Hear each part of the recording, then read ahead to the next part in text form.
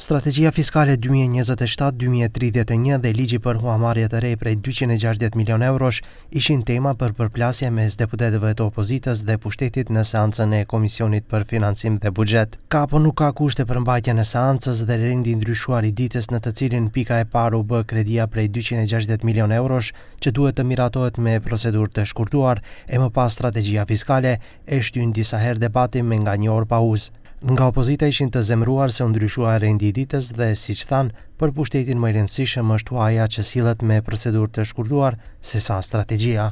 Zato što nema skratena postapka za 320 milioni evra novo задолжување на луѓето. 260 милиони плюс камати за 320 не може да биде од мал обем.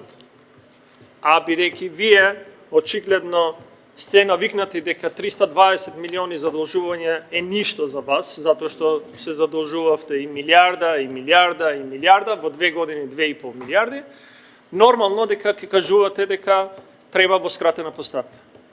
Да не зборува за фискалната стратегија прво пред задолжување е купување на време. Ајде. Pushteti ndërkohë konsideron se ka kushte hapësinore dhe vend për debat.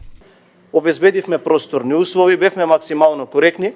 Ве замолувам вас како председателка на комисијата да не правиме одредени заобиколувања на процедурите и веднаш и неодложно да продолжиме со работа.